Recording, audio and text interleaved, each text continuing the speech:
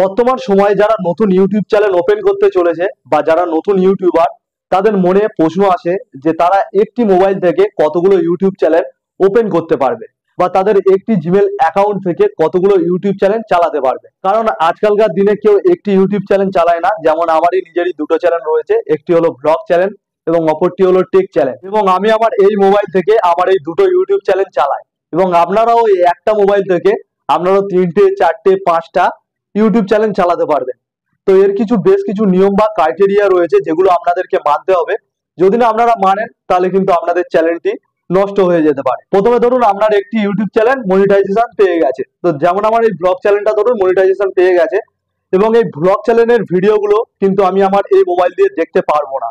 কারণ এটা যদি দেখি, ইউটিউব জানতে পারবে যে আমি আমার এই মোবাইল থেকে আমার ইউটিউব ভিডিও দেখছি এবং আমি নিজেই নিজের ইউটিউব ভিডিওর ভিউজ বাড়াচ্ছি। বা আমার বাড়িতে একটি ওয়াইফাই লাগানো রয়েছে এবং আলাদা আলাদা মোবাইল থেকে ওই ওয়াইফাইটা কানেক্ট করে আমার এই চ্যানেলের ভিডিওটাকে দেখছি, দেখে ভিউজ বাড়িয়ে নিচ্ছি। এক্ষেত্রেও ইউটিউব বুঝতে পেরে যাবে, কারণ প্রত্যেকটি ওয়াইফাইয়ের আইপি অ্যাড্রেস থাকে এবং ইউটিউব জানতে পেরে যাবে একই আইপি অ্যাড্রেস দিয়ে প্রত্যেকটা আলাদা আলাদা মোবাইল থেকে আপনার এই ভিডিওটাকে দেখা হচ্ছে। সেক্ষেত্রে কিন্তু আপনার চ্যানেলটি মনিটাইজেশন থাকলে ডিমনিটাইজেশন হয়ে যেতে পারে।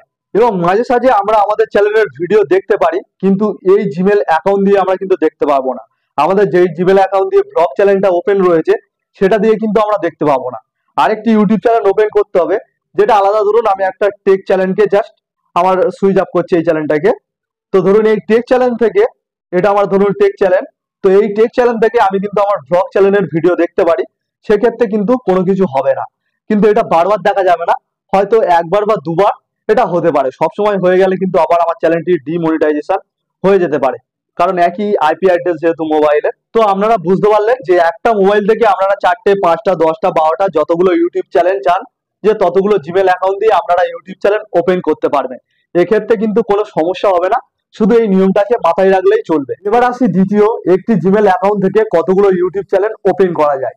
একটি জিমেল অ্যাকাউন্ট থেকে মোট 50টি ইউটিউব চ্যানেল ওপেন করা যায়, কিন্তু এক্ষেত্রে আমি বলবো আপনারা একটি জিমেল অ্যাকাউন্ট থেকে একটি ইউটিউব চ্যানেল ওপেন করবেন। কারণ ধরুন আপনারা একটি জিমেল অ্যাকাউন্ট ক্রিয়েট করেছেন এবং একটি জিমেল থেকে দুটো ইউটিউব চ্যানেল ওপেন করেছেন বা 3টে ইউটিউব চ্যানেল ওপেন করেছেন, ধরুন একটি ব্লগ, একটি টেক বা একটি ফ্যাক্ট চ্যানেল। এবং এর মধ্যে ধরুন কোনো কারণবশত আপনার একটি ইউটিউব চ্যানেলের মধ্যে স্ট্রাইক চলে এসেছে, তাহলে কিন্তু কি হবে, যেহেতু একটি জিমেল অ্যাকাউন্ট থেকে 3টে ইউটিউব চ্যানেল ওপেন করা, সেহেতু প্রত্যেকটি চ্যানেল কিন্তু ক্ষতিগ্রস্ত হবে। এবং যদি কোনো সময় আপনার একটি ইউটিউব চ্যানেলের মধ্যে 3টে স্ট্রাইক চলে আসে, সেক্ষেত্রে কিন্তু আপনার সেই ইউটিউব চ্যানেলটা ডিলিট হয়ে যেতে পারে। এবং একটি জিমেল অ্যাকাউন্ট দিয়ে যেহেতু আপনার এই 3টে ইউটিউব চ্যানেল বানানো, সেক্ষেত্রে কিন্তু আপনার একটি ইউটিউব চ্যানেল যদি ডিলিট হয়ে যায়, সেক্ষেত্রে কিন্তু বাকি দুটো চ্যানেলও ডিলিট হয়ে যেতে পারে। সেক্ষেত্রে আপনাদেরকে আমি বলবো যে আপনারা একটি জিমেল থেকে একটি করে অ্যাকাউন্ট ওপেন করবেন। মানে ধরুন 3টে ইউটিউব চ্যানেল, তার জন্য 3টে জিমেল অ্যাকাউন্ট ক্রিয়েট করবেন। এক্ষেত্রে আপনাদের অনেক সুবিধা হবে এবং ভবিষ্যতে আপনার ইউটিউব চ্যানেলে কোনো প্রবলেমই আসবে না।